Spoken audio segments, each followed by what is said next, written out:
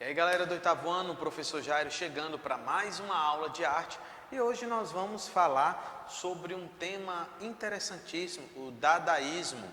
Mas antes nós vamos falar um pouco sobre a expressão de Roy Lichtenstein, tá bom? Espero que você esteja com seu material para que a gente possa se aprofundar nesse assunto. Vamos falar sobre arte, conhecer um pouco estilos diversificados e, claro, para casa também você vai ter algumas ideias através do RA desse tipo de arte diferenciada. Então vamos à nossa aula, fica atento às informações. Bom, primeiro que nós vamos trazer aqui é justamente Duane Hanson, nasceu em 1925 em Minnesota e morreu em 1906. Ele foi escultor de figuras realistas, fabricadas com fibra de vidro, poliéster e resina. Essas esculturas eram vestidas com roupas tão perfeitas que muitas pessoas, ao primeiro olhar, confundiam-as com seres humanos. Tá? Algumas das obras desse autor são hiperrealistas, isto é, se parecem muito com realidade. Seus temas questionam a sociedade do consumo, mostrando pessoas e objetos do cotidiano. Então é interessante a gente dar uma pausa na leitura do texto para que a gente possa compreender qual é a perspectiva em relação ao contexto da arte. Toda arte que ela está sendo apresentada, ela vai trazer, de fato, uma mensagem, uma informação. E no caso da arte de Duane Hanson, ele vai trazer justamente aqui temas que são de grande relevância, como a sociedade do consumo, né? Mostrando pessoas e objetos do cotidiano. Então essa era justamente a ideia desse artista. Hanson Duane, Homem com uma Câmera, em 1991, resina de poliéster, fibra de vidro, policromada, pintura a óleo na roupa, cadeira e acessórios. Tá? Ele vai trazer aqui as imagens justamente para que você possa compreender a arte desse artista.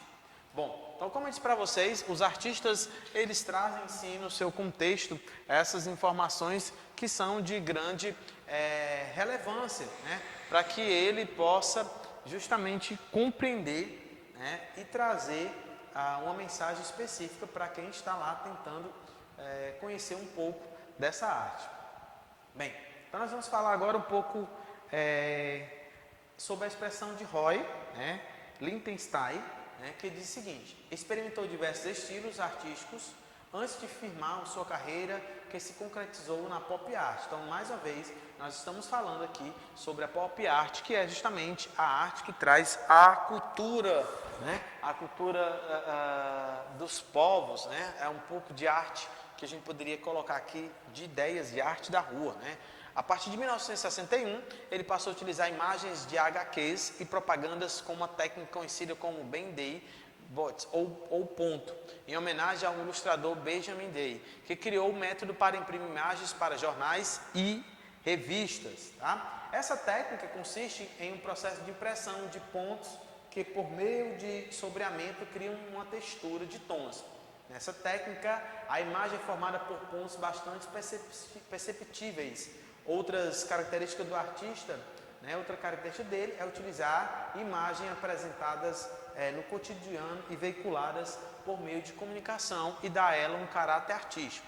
Ele utilizou imagens de anúncios publicados em jornais e também imagens em HQs. Né? É interessante que a gente tenha a compreensão de, como eu falei no início da aula, cada artista ele vai expressar ali um sentimento, né? Ele vai ali expressar e trazer uma ideia, né?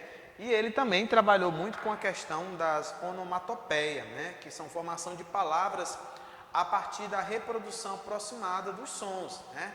Que são os balãozinhos, né? Que se utiliza nas histórias em quadrinho. Então, vamos lá. Palavras criadas para reproduzir som, visivelmente como zum zum, atim e entre outros.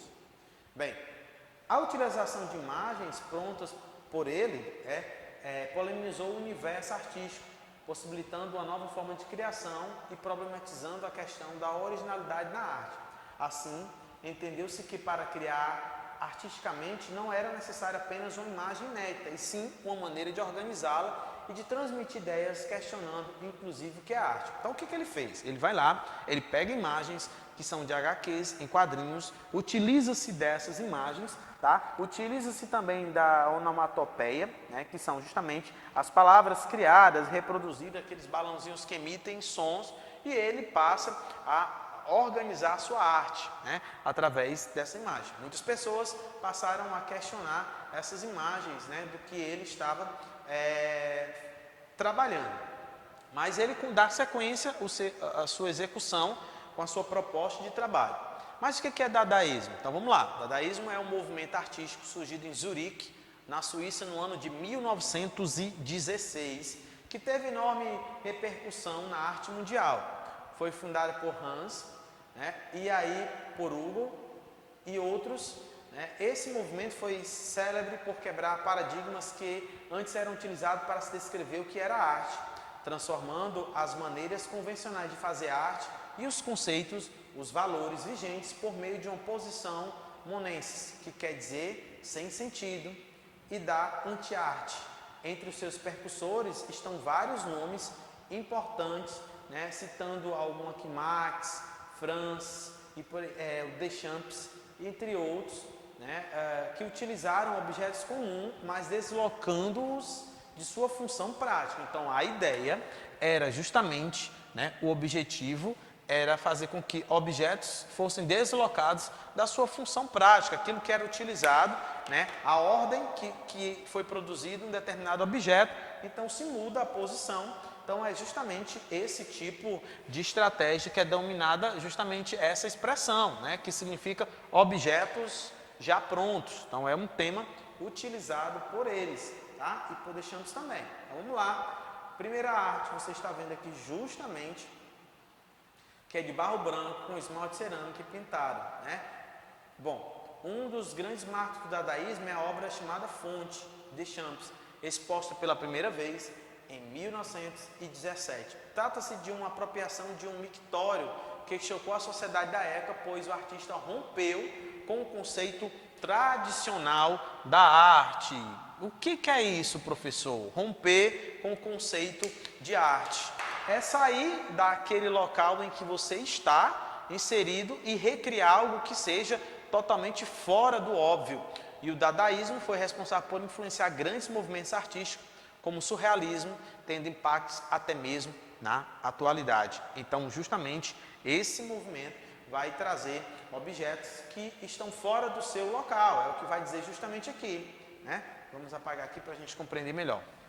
Que vai justamente dizer que esse tipo de estratégia que é para se trabalhar com objetos já prontos, termo utilizado por Deschamps para designar objetos tirados do seu contexto habitual, ou seja, o mictório foi tirado do seu ambiente, né? E aí ele transforma isso em arte, né? Ele chama justamente dessa questão da arte. Aqui em cima a gente consegue também ver um outro exemplo de imagem que foi tirada do seu contexto e foi inserida dentro dessa perspectiva do dadaísmo, né? Então você consegue compreender que ele está inserido nesse processo, tá?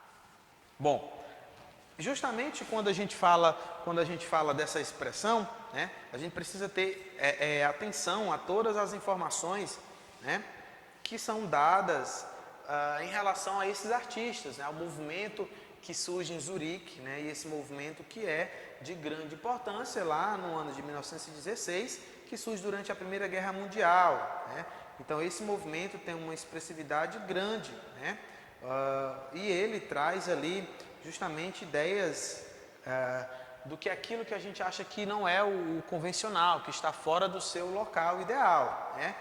Bem, esse movimento artístico ele é pertencente às vanguardas europeias do século XX, né? Cujo lema era a destruição também e a criação, partindo da ideia do que já existe, né? O que já se tem. Então, a partir daí, você tira, por exemplo, uma área de uma bicicleta, leva para um outro ambiente, aí está uma arte que vem desde essa perspectiva de Zurique, na Suíça, que é o dadaísmo. Então, hoje você consegue já ter uma visão da arte diferente. Quando você encontrar algo que esteja sendo apresentado e que não esteja nessa perspectiva, você com certeza vai compreender que ela vai trazer justamente um movimento diferenciado, que é surrealista e que tem aí características antirracionalistas, né? Talvez de protesto. Isso porque através da ironia, né, eles buscavam questionar a arte, sobretudo seu contexto histórico diante dos seus, digamos, membros, pessoas que estavam ali para admirar a sua arte, tá? Isso é justamente o dadaísmo, isso é arte, e nós falamos hoje sobre Duane Hanson, que também foi um grande artista importante que trouxe ali uma ideia, uma perspectiva baseado com o que existia na sociedade, né? Ele vai lá e traz um conceito diferente de uma sociedade consumista e ele apresenta as suas esculturas de uma forma diferente. De um outro lado, você teve o Roy, que trouxe ali uma mistura de HQs, ele traz esse recorte, ele traz lá essa técnica já utilizada e por muitos ele é questionado se de fato aquela arte valeria a pena. Bom, sim, a arte vale a pena, cada artista tem algo diferente a se apresentar e nós precisamos apreciar de fato o que é arte com qualidade. Eu vou ficando por aqui, até o próximo encontro, estude, pesquise, se aprofunde no assunto. Valeu!